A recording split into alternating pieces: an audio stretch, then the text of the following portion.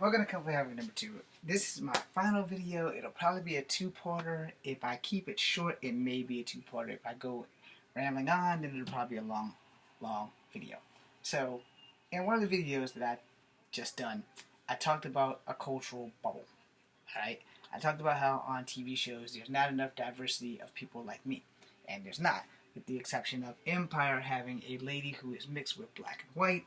There are very few shows where people like me have a place on TV.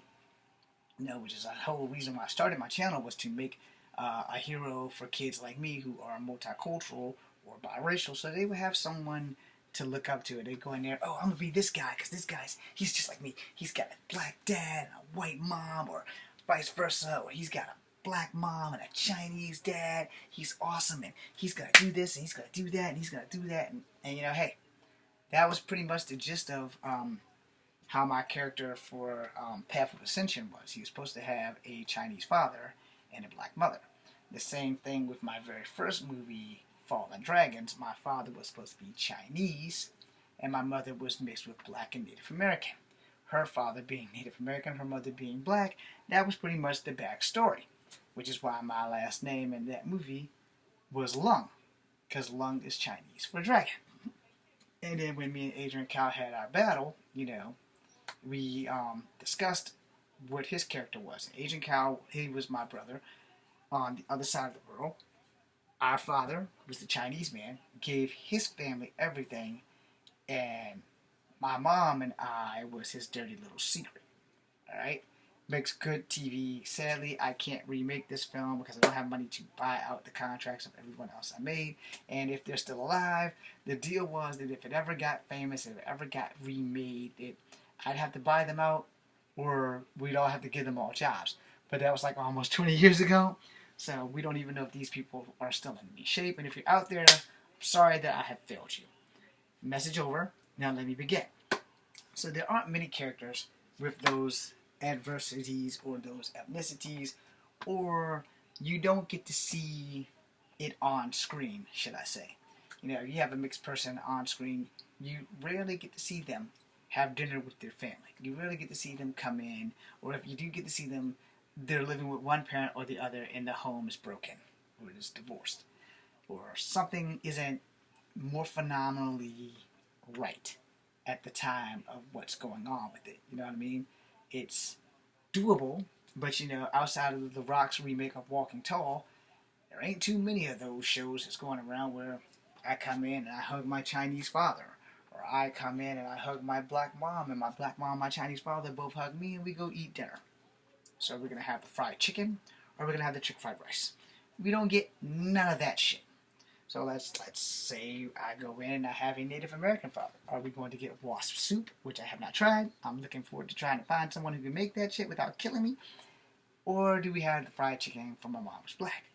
Or do we have my mom who's mixed with Native American and white versus my father who's mixed with Chinese and black, and we have a cultural clusterfuck at the dinner table? No, we don't have that. And why? Because we don't have people like me writing stories for people like me in Hollywood. Now, anything that The Rock makes, it turns gold. And sadly, The Rock gets a lot of flack for not doing enough black stuff. And he lets that shit roll off his back like water off a duck's back, and I don't blame him. And if he feels more connected to his Samoan heritage, then there's nothing wrong with that. I feel more connected to my Cherokee heritage, but I don't think that I should take my black heritage and my white heritage off the boards. Now, for a few weeks now, I will say, I have been thinking about changing my name to Kit Fang Grey Wolf, which is one of my aliases that I have used. I just haven't used it here. I also thought about changing my name to Typhoon Fang Grey Wolf, or something, because my bow, I got Typhoon Warrior on it. Okay? So, I've gone through some kind of identity crisis every now and again. My very first name that I was going to go by when I first thought about becoming an actor was Brandon Kramer, and that was to honor the great late Brandon Lee, and also honor my favorite actress from Hunter, which was Stephanie Kramer. Then I found out that she was still alive and she was still acting, so fuck that. She's got this. So I decided, okay, I'm just going to stay me. And the second reason why I decided to stay me was because of all the legal ramifications of having to get a brand new Social Security card, a brand new fucking everything. And I was like, you know what, I can barely remember my Social Security now. I'll be damned if I'm going to take and spend another 20-something years trying to learn a new social security number. Because if you get your name legally changed, they change your complete identity, they give you your social security card. The only thing they don't change is your date and year of birth. I don't know if they can legally do that, and if they can, that's new to me. But at the time of all that, that was that. So I started making these Kung Fu movies for the character to be mixed so that I would have a character that I can play. Yeah, that shit didn't work out because 19 years in and I'm still fucking struggling to get acting work. So, you know, the whole point of the character, though, is all my characters that I play are either going to be Native American and of some Asian descent and black. I rarely wrote any characters where I would play black and white. Rarely. I always had a character who had a black family member, whether it be a mom or a dad. I always had a character who had a black family member. And I always had a character who would either be Native American or of other Asian ethnicities. Now, let me explain that before you all go hoopling and hollering about me being a racist. A very, very, very, very, very, very, very, very, very, very, very long time ago, there was a movie that came out called On Deadly Ground. One of my favorite actresses in the world that I will never work with because I'm not that blessed. Her name was Joan Chen. Okay, Joan Chen played an Eskimo in a Steven Seagal movie called On Deadly Ground. Now, before I read the credits, I always thought that woman looked familiar, but I was like, damn, that woman looks very familiar, but I don't know who the hell she is. Come find out, it was Joan Chen, because unlike you normal people who get up when the credits roll, my ass will sit there and read damn near every one of those damn names that goes across that screen. And when it popped up Joan Chen, I was like, damn. Because I've also had the biggest crush on Joan Chen. And not just because she was in Judge Dredd, but in everything she's done, especially Blood of Heroes, which was like one of my first exposures to Joan Chen. I've always had a big time crush on Joan Chen. She's one of the most beautiful women I've ever seen, and I've always had a crush on her. So she played a Native American. And this is before I knew that Native Americans were Asian. Alright? This was like way back when I was just basically out of high school. It's like 93, 94, somewhere in there. And Joan Chen played a Native American. I kind of was thrown back a bit. I was also kind of mad. So let me tell you why I was thrown back, because one, I didn't know Native Americans were Asian. Two, I knew Joan Chen was not a Native American. Alright? Then I got totally fracked up even more because another one of my favorite actresses, I know I will never work with her, and one of her best movies was The Pillow Book, and not because she was naked in it. Her name was Vivian Wu. Vivian Wu, who's also Chinese, played a damn Native American in one of the episodes of Tales from the Crypt where she played Little Drum Beater, who I think became a zombie and was killing white men or some shit. I don't remember the whole thing. But it totally fucked me up. Because I watched it and I was like, hold on. Vivian Wu from the Concubine movie about China? How the hell is she playing a Native American? Which goes back to, one, I didn't know Native Americans were Asian, and two, I knew Vivian Wu was not. So I got really mad about that shit. So years later, when I started making movies, I figured, well, two can play that game. If both of them can play Native Americans, I can play a guy who's half Tiger Woods. You know, so like I said, I can play a guy who's half Chinese or half Japanese, because I knew probably about 7 words in Japanese. I knew about maybe 3 or 4 words in Korean, and I knew maybe 6 words in Chinese. I couldn't tell you which of the 10,000 dialects that I knew the words in, but there you go. So I thought to myself, okay, well, if those girls can play Native Americans, then I can play a guy who's half Chinese.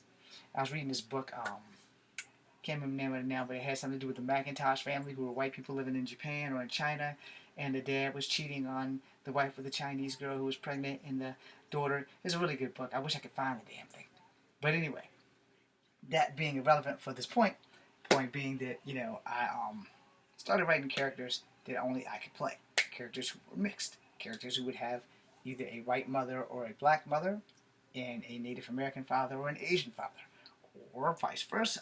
And I did that because me and a friend, when I was doing martial arts at Piedmont, he popped up out of nowhere, and I thought we were going to fight. He was Korean, he was the son of a preacher, I'm not giving you his name, but he was like, we had this little bet, and I lost.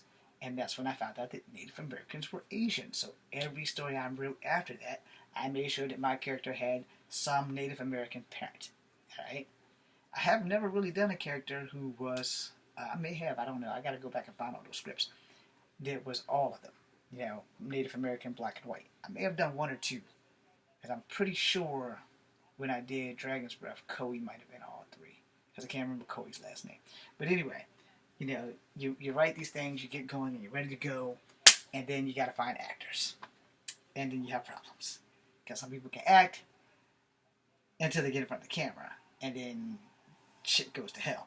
And then some people can't act until they get in front of the camera, and then things are great until they're working with someone who just can't follow instructions. You know, you have a lot of these problems in independent films, so you got to get used to that.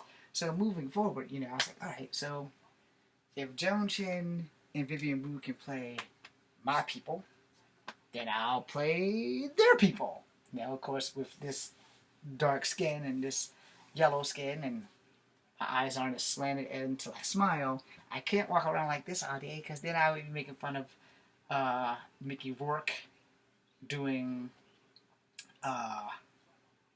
the Breakfast at Tiffany's, where he played a Chinese person, which was kind of fucked up. Which goes back to what I said earlier about people of color not getting a lot of work way back in the era when movies were starting to be made. So, you know, you think about stuff like that, and then you don't pay attention to it. So I'm going to go to a second part, because I'm pretty sure... screw it. We'll just keep going. I'm only at like the 10-11 minute mark. So that way I can stop the video and be completely done. So I started thinking, you know, okay, let me write a character. All my characters can do kung fu. All my characters are going to be leading men by accident. They're not going to be like leading men because I want to be the lead. They're going to be leading men because I'm making this movie and I know what the fuck I want.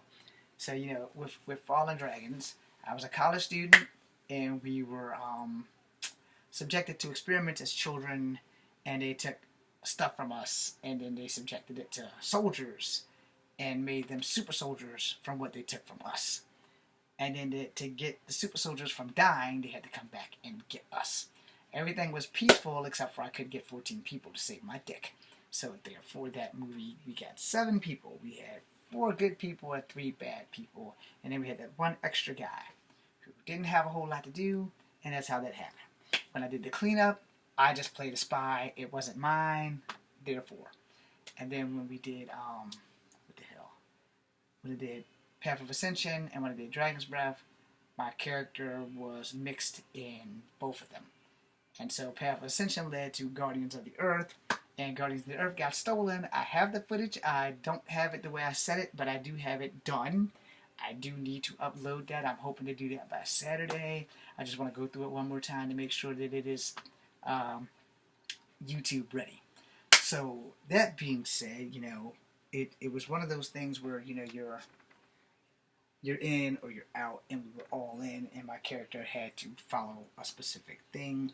And then there were special effects in Path of Ascension, where there was little to no special effects in Guardians of the Earth because my shit got stolen and it's sitting on somebody's desk in Alabama.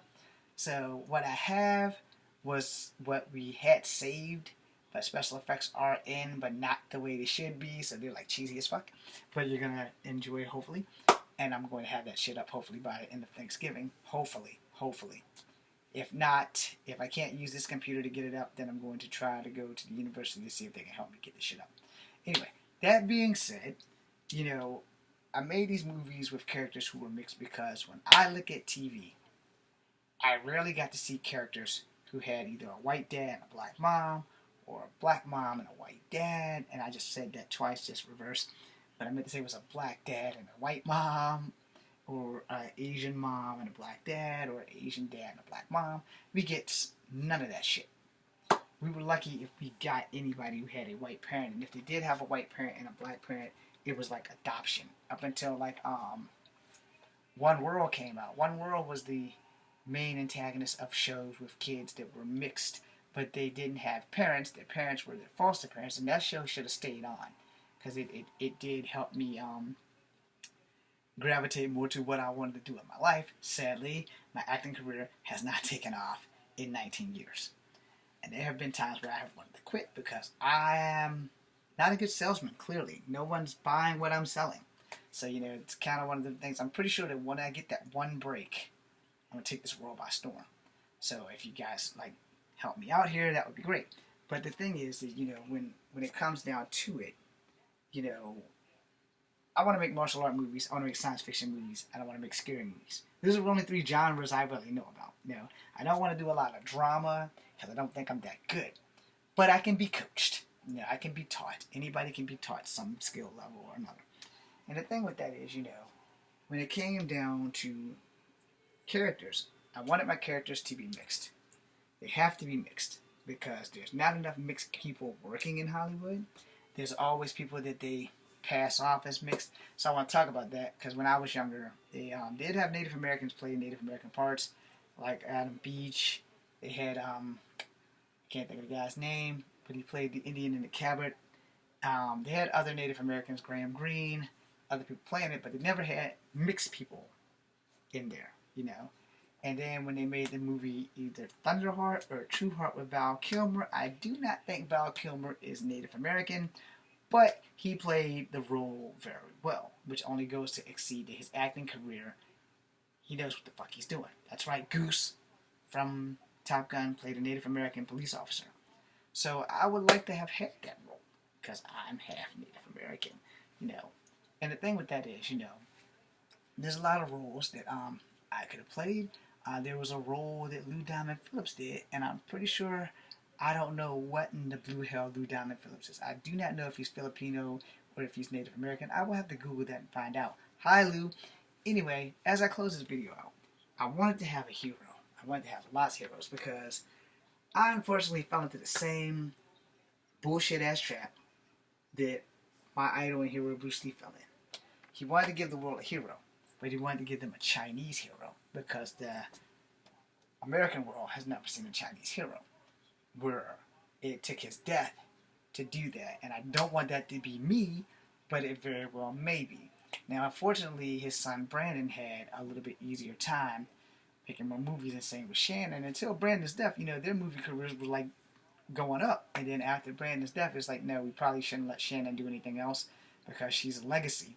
And then we have Brandon Lee, who never got to have any sons or daughters for that matter, because he died really, really young like his father. I think he was 28 years old when he died. And that was like way back in like 1993 or 94. I was either in high school or just coming out of high school. So that being said, you know, I wanted to build characters so that even me and Brandon could work together. Had my movie career taken off before he died, then that would have been great. But also the other problem is getting discovered here in Charlottesville has been a bitch. Yeah, I've gone to every casting call, and every time I've gone to them, it's been either you're too short or you're not short enough. Amazingly enough, I have gotten that. And then you get, you're not a bad-looking gentleman, Mr. Williams, but you're not what we're looking for. So when I tell you guys about this imaginary list that you guys don't know about, the list is real. Trust me when I tell you, there is a list, and they know what they're looking for when they come there. And if you just happen to be the lucky bastard or chick that gets that look that they're looking for, boom. And here's the thing on that.